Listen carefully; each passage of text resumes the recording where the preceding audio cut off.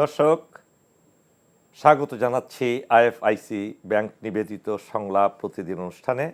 আমি কর্নেল মোহাম্মদ আব্দুল হক আপনাদের সাথে আছি।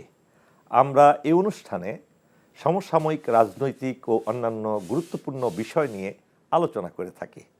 আজকে আমরা আলোচনা করব বিপ্লবের লক্ষ্য অর্জনে বর্তমান অন্তর্বর্তীকালীন সরকারের সক্ষমতা নিয়ে। এ বিষয়ে আলোচনার জন্য আজকে আমরা নিমন্ত্রণ করেছি একজন বিশেষজ্ঞ অতিথিকে।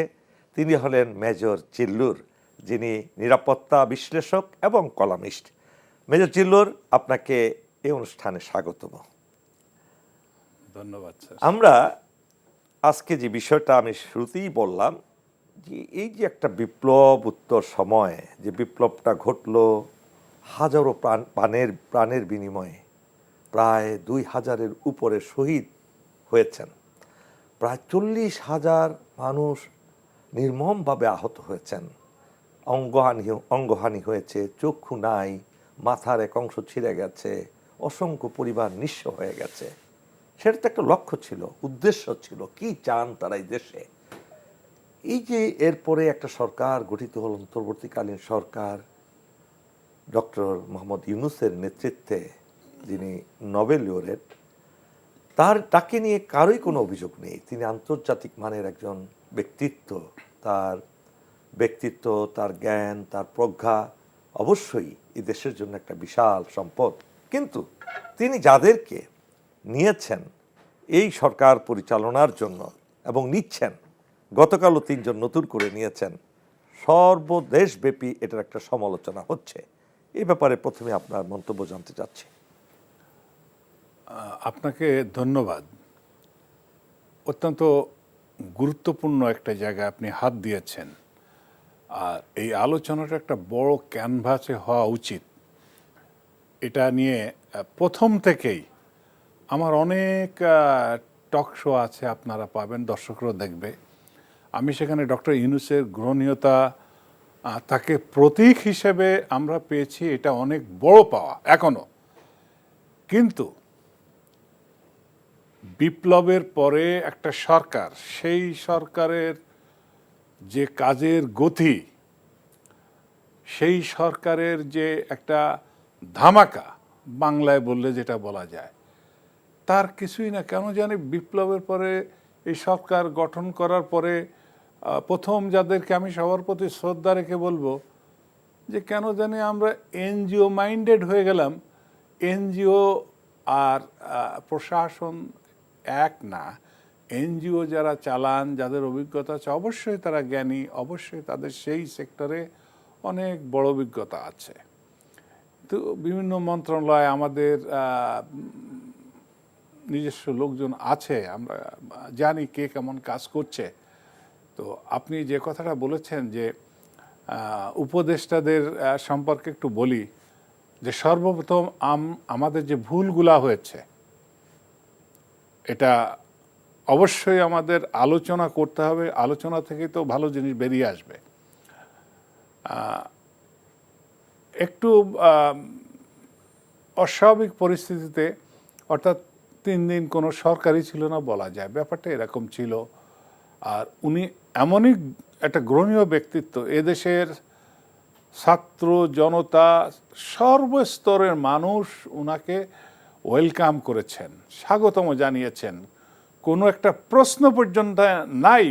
প্লেন থেকে আসলেন, এয়ারপোর্টে নামলেন, ওখান থেকে ওনাকে এনে চেয়ারে বসায় দিলেন। আমাদের মতো বিতর্কিত একটা রাজনৈতিক পরিস্থিতির মধ্যে আগেও আমাদের তত্ত্বাবধায়ক সরকার হয়েছে, সেখানে ওই রাজনৈতিক দলের 2 মহাসচিবের কতবার বঙ্গভবনে আসা, যা লেফট রাইট আমরা দেখেছি না স্যার।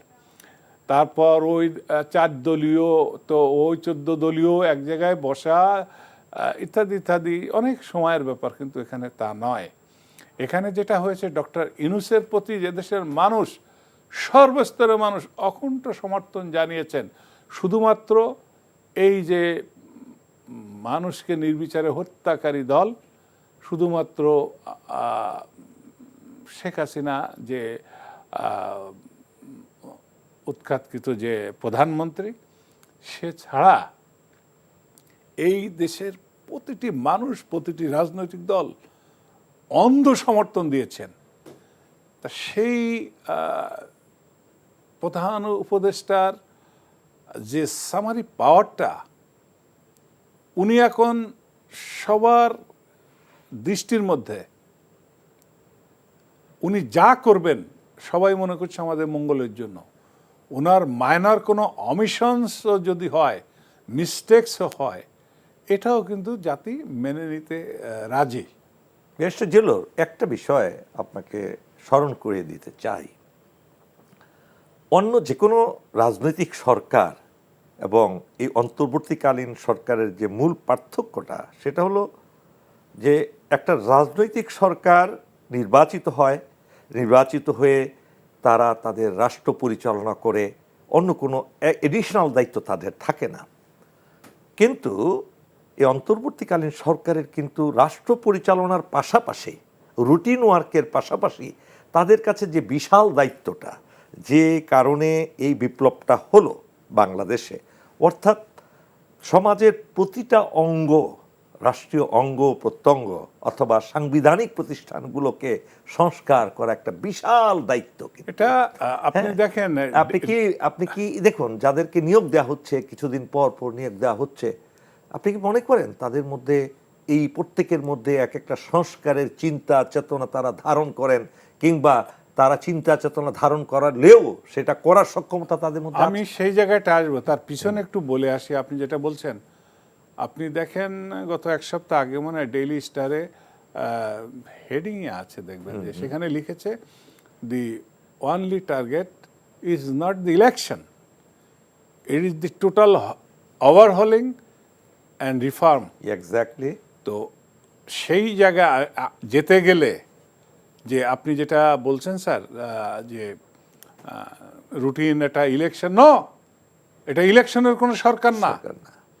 এই সরকার এত রক্ত দিয়েছে, জনতা এত পঙ্গু, আহত, অর্থনৈতিকভাবে, শারীরিকভাবে, সামাজিকভাবে নিগৃহীত হয়েছে, নির্যাতিত হয়েছে, শুধু একটাই উদ্দেশ্য, যে আর যেন কোনো স্বৈরাচার, আর যেন কোনো খুনি এইভাবে ক্ষমতা তার পরিবার কেন্দ্রিক করে না তুলতে পারে।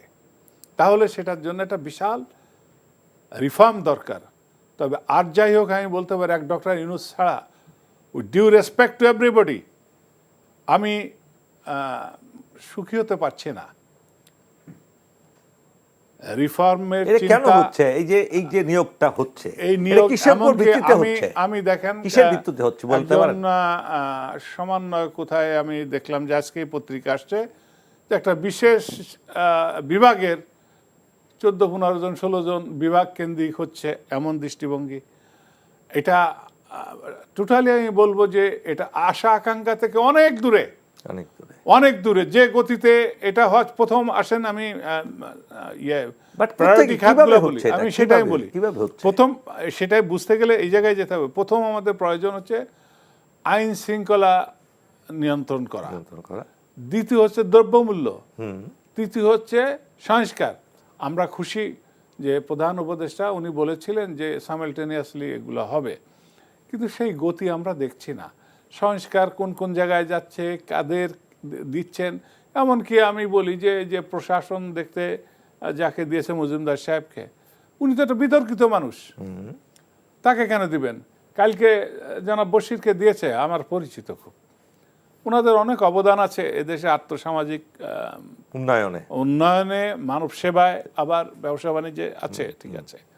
কিন্তু আমাকে যদি বলেন যে রাষ্ট্র পরিচালনা ইজ এ জিরো, তাকে কোন ক্যারেক্টারিতে এখানে আনা হয়েছে? তারপরে আরো একজন নাটক প্রস্তুতকারক, আমি নাম বলতেছি না অন্য কারণে, তারপর পরিচালক, আবার দুদিন আগেও আমি কোথায় দেখলাম যে উনি উপদেষ্টা হতে চান। তো ভালো কথা, কেউ উপদেষ্টা হতে চাইলে ক্ষতি নাই। তো দেশে কি যোগ্য লোকের কি মানান্তর পড়েছে, দুর্ভিক্ষ পড়েছে? এটা তো আমি এখনো বলবো, এখনো সময় আছে। এখন উচিত প্রধান উপদেষ্টার আশেপাশে স্টাফ যারা আছে সব তো আর ওনার দেখার কথা না। আপনি আমি তো রাষ্ট্রপতি প্রধানমন্ত্রীর সাথে ক্লোজলি চাকরি করেছি, ওই অফিস কাজ কাম কিভাবে হয়, সেখানে তো কোনো অ্যাভারেজ বা হায়ার অ্যাভারেজ বা অ্যাবভ অ্যাভারেজ অফিসার কেউ চাকরি করে না, ওখানে তো আউটস্ট্যান্ডিং সবাই। Right. অর্থাৎ আপনার চোখ দেখে বুঝতে হবে কি চাচ্ছেন, মুখ দেখে আপনার এক্সপ্রেশন বুঝতে হবে যে আপনার নেক্সট কি টার্গেট, তারা সেইভাবে সব রেডি করবে। তা সেখানে যারা আছে এখন উচিত, আমি মনে করি দেশের যে সার্বিক অবস্থা, আপনি যাকে উৎখাত করেছেন মার্সিলেসলি, এই দেশ থেকে তাকে বাধ্য করেছেন জীবন বাঁচিয়ে পালানোর জন্য, এটা কি মনে করেন না তিনি এটা হজম করবেন এত সহজে? এটা কি সম্ভব? শুধু তাই না, তার সাথে তাকে টুলস হিসেবে এই দেশে যারা সেট করেছিল তারা তো হজম করতে পারছে না। আপনি যদি দেখেন তাদের কিছু মিডিয়া, একজন ওই যে আমার গ্রামে বাড়ি স্যার, গ্রামে ওই মলম তারপর বিভিন্ন রকম প্রোডাক্ট বিক্রি করে, ক্যানভাসার বলি আমরা, সে এখান থেকে লাফিয়ে, অ্যাঙ্কর আপনি তো বসে আছেন, সে ওখানে লাফায় চিৎকার করে বাংলাদেশে কি হচ্ছে, একটা হজবরলা বিশ্রী অবস্থা। আর তাদের প্রোপাগান্ডা মেশিন তো চালুই আছে। আবার মাঝে মাঝে কিছু কিছু ভিডিও ফাঁস করা হচ্ছে, এটা সত্য নাকি এটা অন্য কোনো সোর্স থেকে তৈরি করা তা জানি না, তবে এটা জানি দেশের মধ্যে একটা অরাজকতা পরিস্থিতি তৈরি করার জন্য এগুলো যে করা হচ্ছে এটা নিশ্চিত। তাহলে এই সরকার যদি স্বাভাবিকভাবে বসতে না পারে, এই অরাজকতা যদি নিয়ন্ত্রণ করতে বেশি সময় কাটায়, তাহলে উন্নয়নের কাজ, সংস্কারের কাজ কখন করবে? তাই করতে গেলে কাকে রাখতে হবে? এখন প্রশ্ন তো এটা আসে, আমাদের কি লোক নাই? আছে, আপনিও জানেন, আমি লিস্ট দিতে পারি। আজকে আমি বলবো, আমি সাজেস্ট করব, ওনার অফিস থেকে সমস্ত রাজনৈতিক দল, আমাদের এই যে বৈষম্য বিরোধী ছাত্র নেতা যারা আছে, তাদের সবাইকে একটা চিঠি ইস্যু করে দিক যে আপনারা একটা প্যানেল লিস্ট দেন, ফিট লিস্ট করে দেন আপনারা। আমি উপদেষ্টা এখানে রিমার্শাল অথবা মার্শাল করব, নতুন করে আমি সাজাবো, যে গতি আমি চাচ্ছিলাম সেই গতি নাই, আপনাদের পছন্দ মতো, আপনাদের বিবেচনায় যোগ্য লোক কারা আছে তারা এখানে চলে আসে। আপনি কি মনে করেন এই যে ডক্টর ইউনূস নতুন নিয়োগ দিলেন, এর আগেও দিয়েছেন, এটা নিয়ে যে শুরু থেকেই সমালোচনা হচ্ছে, পূর্বের সমালোচনাকে উনি কি কগনিজেন্সে নিলেন কিনা? যদি নিতেন তাহলে তো এই নতুন নিয়োগটা এভাবে হতো না। কারণ এখানে স্টেক হোল্ডার আছে, বাংলাদেশে প্রত্যেকটা কাজের একটা স্টেক হোল্ডার আছে, বিশেষ করে মেইন স্ট্রিমের রাজনৈতিক দলগুলো, তাদেরও তো একটা সাজেশন, একটা সে থাকে, এবং তাদের সেটাকে এই অন্তর্বর্তীকালীন সরকার কি গুরুত্ব দিচ্ছেন? Number one. নাম্বার টু, আপনি হয়তো অফলেট দেখছেন বিভিন্ন সেমিনার, সিম্পোজিয়ামে দেশের গুরুত্বপূর্ণ ব্যক্তিগণ বিভিন্ন পরামর্শ দিচ্ছেন সরকারকে, কিন্তু তারা কি ততটুকু সেই পরামর্শগুলো গুরুত্ব সহকারে নিচ্ছেন? যেমন বলা হচ্ছে প্রেসিডেন্টকে বাদ দিয়ে ডক্টর ইউনূসকে প্রেসিডেন্ট করে সরকার গঠন করে এবং একটা জাতীয় সরকার গঠনের একটা পরামর্শ হচ্ছে। এই সময়ে আপনি সেটা কতটুকু আমার মানে এটাকে বাঞ্ছনীয় করা যায়, এই ব্যাপারে আপনার কি মতামত? না, এটা আপনি যেটা বলছেন সেটা আবার অন্য ফরম্যাটে যেতে হবে। অন্য ফরম্যাটে? আমি অন্য ফরম্যাটের আবার সুবিধা অসুবিধা আছে। না, প্রথম প্রশ্নটা ছিল আপনাকে যে এই যে সে উপদেশগুলো প্রেসিডেন্ট দিচ্ছে, সেটাই বলছি, সেটা নিচ্ছে কিনা ওনারা? না, ওইটা আমি সেই আলোচনার ভিতর পেয়ে যাবেন যে ওই ফরম্যাটে গেলে এখানে আবার কিছু সাংবিধানিক কিছু প্রশ্ন সামনে আসবে। তো ওইটা না, যে আপনি প্রথম আপনার উপদেষ্টাগুলা উপযুক্ত লোক এদেশে এখনো আছে, তাদের লিস্ট করে নিয়ে দেন, যারা ঝড়ো গতিতে নেমেই ব্যাটিং শুরু করতে পারবে। রাইট। এখানে এদিক ওদিক চিন্তা করার, যাব কি না, না গেলে কি নয়, গেলে কি জানি হয়, এ সমস্ত চিন্তা আমাদের যে ইম্পেটাস, এটাকে যে ইম্পেটাস শেখানো হতো, হ্যাঁ, right right. Once you start hammer, keep on hammering till the destruction of the target. Exactly. তাই না স্যার? তো এখন আপনি ওই একটু ছুবেন একটু ছাড়বেন, ওই এভাবে তো এক চিমটি গুড় আর ওই এক মুঠি লবণ অথবা এক মুঠি গুড় আর ওই এক মগ পানি দিয়ে দেন গোটা, এই পরিস্থিতি এখন নাই। অনেক কাজ সামনে sir. It is not a card game, it is not a joke, this A question of surviving of a nation. Right. এখন কেউ যদি মনে করে যে হ্যাঁ ওনারা যা করছে করুক, এটা না, যা করছে তা না, একটা জাতির এখানে টিকে থাকার একটা প্রশ্ন। তার সাথে কিন্তু বড় বড় শক্তি আছে আশেপাশে, প্রতিবেশীরা। আমরা বুঝতে পারছি যে কাজ কামে অনেক জায়গায় আমরা বাধাগ্রস্ত হচ্ছি। যেমন আমি একটা জায়গায় আলোচনা করেছিলাম, সেখানে প্রশ্ন করে বললো যে ফিল্ড ট্যাক্সে এই সমস্যাটা কেন হয়। আমি বলছিলাম ফিল্ড ট্যাক্সে এই সমস্যাটা আজ না, ৭৫ সালে বড় তারা শুরু করেছিল, এখন করেছে, এরকম আরও অনেক ইস্যু তারা করবে। কারণ আগে কেন করে নাই? আগে করে নাই কারণ আগে যাকে বসিয়েছিল তো সে তো তাদের পারপাস সার্ভ করেছে, তো তাহলে তো একটা পাপেট, তাকে রাখছে, ঠিক আছে। আর এখন যে আসছে, আপনি যান মন্ত্রণালয়ে বড় টেন্ডার যে দেখেন, একটা রাষ্ট্র পার্শ্ববর্তী তারা সাপ্লাই দিবে। এমনকি রেলওয়ে ইঞ্জিন কোরিয়া দিতে চেয়েছে, ভালো ভালো এর চেয়ে ভালো ভালো ফ্যাসিলিটিস দিয়ে, নো, তাদের কাছে দিবে। তারা ঋণ দিবে, মাল সব আমাদের নিতে হবে, এক্সপার্ট আমাদের নিতে হবে। তো এগুলা সব তো আমরা তাদেরকে দিয়ে দিয়েছি, তাহলে তো তার বিরুদ্ধে কোনো অভিযোগ থাকার কথা না। আপনি সৎ, সেখানেই তো আপনার সাথে আমার বিরোধ। আপনি কর্নেল হক, আমার সেখানে সমস্যা নাই, এরকম কর্নেল তো হাজার হাজার আছে। কিন্তু colonel within honesty is the difficult issue.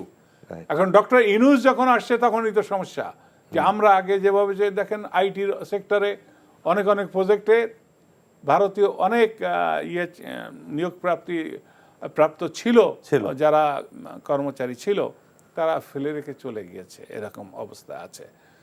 যাই হোক, ওই ইন্টারন্যাশনাল রিলেশনসের একটা কথা আছে স্যার, এখানে না বললে অন সাইডেড হয়ে যাবে। সেটা হচ্ছে যে your neighbour is your natural enemy. গুটি চালাচালি থাকবে, তারপরেও we have to live together. এখন কতটুকু কিভাবে আমার স্বার্থ বজায় রেখে, আত্মমর্যাদা বজায় রেখে, প্রতিবেশী সৎ প্রতিবেশী সুলভ একটা সহ অবস্থান করা যায়, তেমন একটা পলিসি আমি মনে করি একটা মডারেট লাইন দিয়ে আমাদের চলতে হবে। আমরা শুধু যুদ্ধংদেহী বললে তো হবে না, আমাদের 16 কোটি মানুষ, আমাদের অনেক কিছু তাদের সহযোগিতার দরকার হয়, তাদেরও আমাদের দরকার আছে। আমি বলবো তাদের ব্যাপারটা, আপনি যেহেতু ওই জায়গাটা আসছেন যে এই সরকার যেভাবে কাজ করছে, কি তারা কেন করতে পারছে না, তারা করতে পারছে না যেখানে যায় আন্দোলন। আমি এখন একটু বলে দিই স্যার, ওই বঙ্কিম বাবু একটা কথা বলেছিলেন, এত জ্ঞানী মানুষ, ওনার মানুষের জন্য অনেক ত্যাগ। তো ওই গোত্রে গোত্রে অনেক মারামারি, পুলিশ সেটা নিয়ন্ত্রণ করতে পারছে না এই ভারতে। তো উনি লিখছে এক জায়গায় যে বাঙালি লাঠির ব্যবহার ভুলিয়া গিয়াছে, ভুলিয়াই এমন পরিস্থিতি সৃষ্টি হইয়াছে। তা আমাদের এখানে এখন যে অবস্থা হচ্ছে, প্রতিদিন আপনি দেখেন আন্দোলন, প্রতিদিন দেখেন আপনি দাবি। এখানে হয়তো ফরমাল কথা অনেকে বলবে, যে বুদ্ধিজীবীরা মিষ্টি কথা বলবে, চিবাই চিবাই কথা বলবে, তো সোজা কথা বলতে গেলে এখন এখানে লাঠির ব্যবহারই যদি প্রয়োজন হয় করতে হবে। কারণ আগে যদি সরকারকে স্টেবল না করতে পারেন, দাবি দেওয়া মানা যাবে।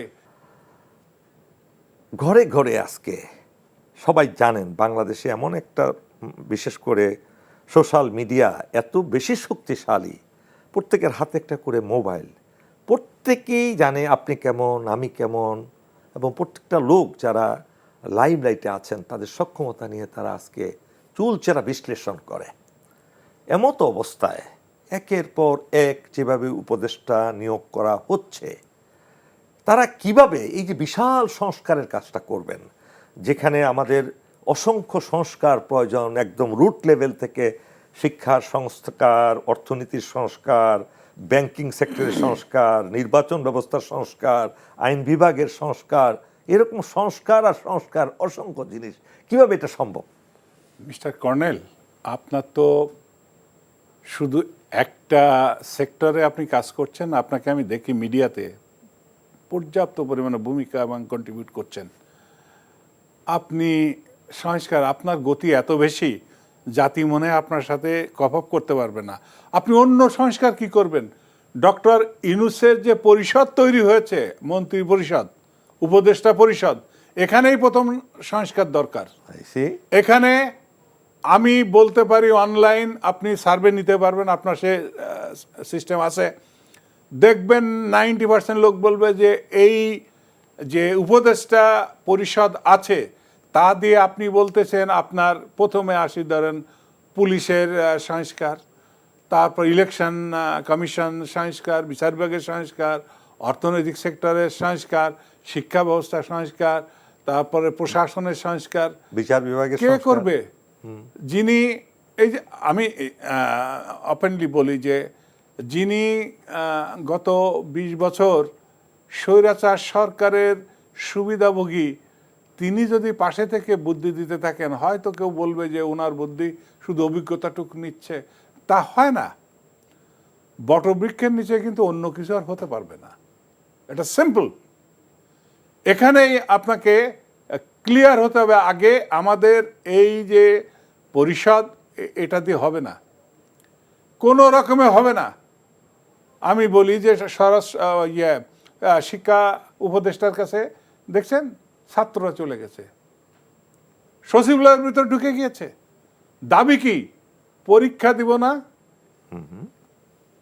পাশ করায় দিতে হবে। তারপরে ঢাকা বোর্ডের অবস্থা দেখেছেন, চেয়ারম্যান সাহেব তিনি রিজাইন করছেন।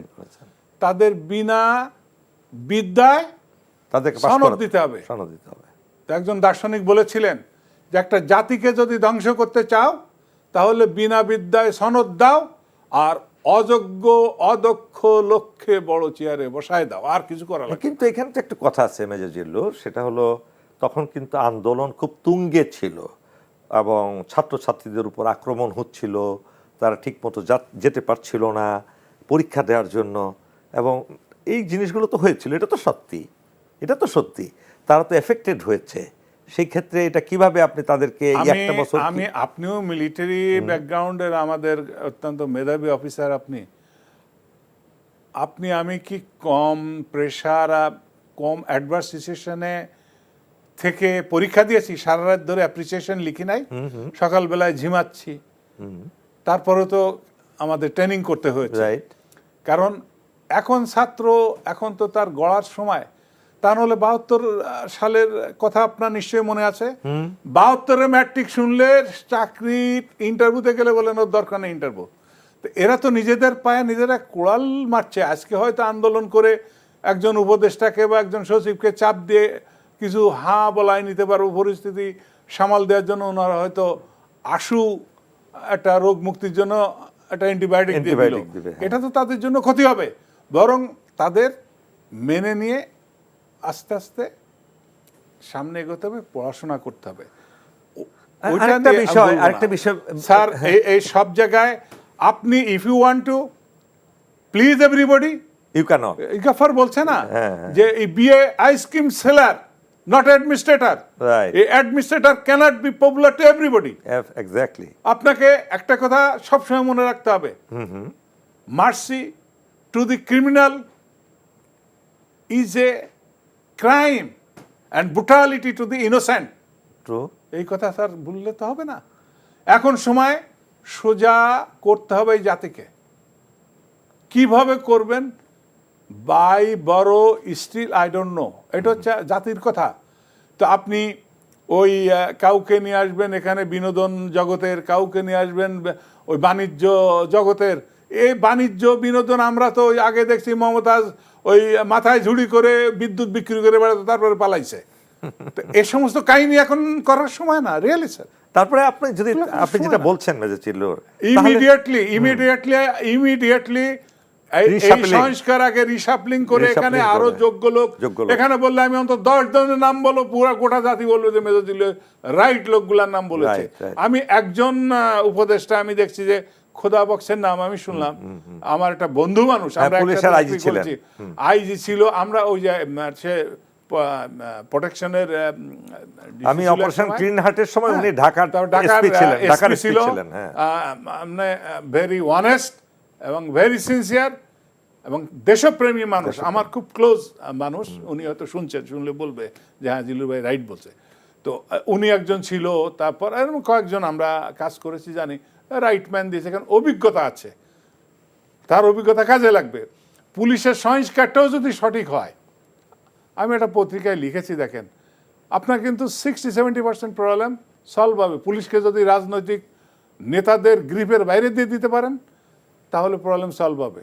যেমন আপনার এসপির প্রমোশন, তার পদায়ন, এটা শুরু হয় প্রথমে স্বরাষ্ট্র মন্ত্রণালয়। কে করে? আমলারা করে।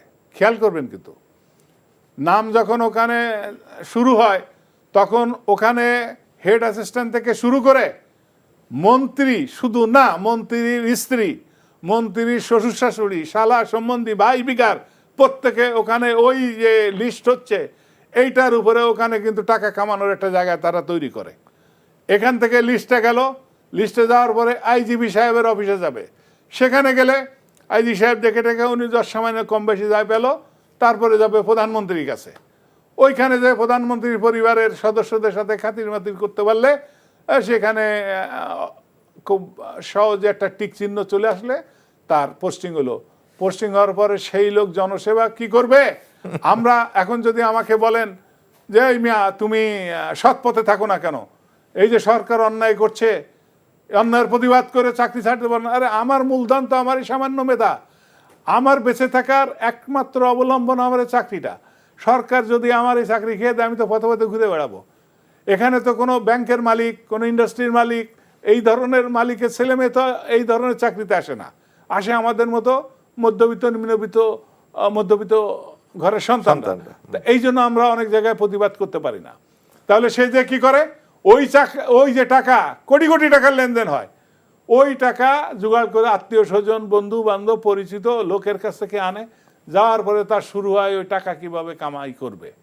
এমনকি ইউনিফর্ম সাপ্লাই দেয়, সে ইউনিফর্ম পুলিশের কথা, একটা জায়গার কথা বলতেছি, যে এমনভাবে ক্যান্সারের মতো ছড়ানো, একদিনে যাওয়ার কথা না। আর এখানে এই যে খোদাবক্স আসছেন উনি ভালো, ইনাদের মতো শক্ত লোক আরও একজন ছিল আমাদের, শহীদুল হক স্যার, আর্মি ছিল, মেজর শহীদুল হক আর্মার্ডের, উনার মতো একজন শক্ত মেজাজের লোক দরকার। আমরা যেটা দেখতে পাচ্ছি, মেজর জিল্লুর, যারা কাজ জানে, মেজর জিল্লুর, আমরা দেখতে পাচ্ছি আজকের এই আলোচনায় আমরা দেখছি এই অসহায় যারা উপদেষ্টা, কার্যক্রমে যারা অসহায়, এই অসহায়ত্বের কারণে কিন্তু আবার আমলাতন্ত্র আমাদেরকে ঝেঁকে বসবে, এবং সেটাই হবে। প্রিয় দর্শক শ্রোতা, এতক্ষণ আমরা আলোচনা করছিলাম যে এই বর্তমানে অন্তর্বর্তীকালীন সরকারের কতটুকু সক্ষমতা আছে এই বিপ্লবোত্তর পরিস্থিতিতে বিপ্লবের লক্ষ্য অর্জনে। আজকে আমরা অতিথির বক্তব্য শুনলাম, এবং এই অনুষ্ঠানের ভিডিও সহ আপডেট জানতে ভিজিট করতে পারেন NTB অনলাইন, www.ntbbd.com। এছাড়াও NTBর জনপ্রিয় সব অনুষ্ঠান ও খবরের আপডেট জানতে ভিজিট করবেন আমাদের ইউটিউব ও ভেরিফাইড ফেসবুক পেজ। ধন্যবাদ সকলকে। আল্লাহ হাফেজ।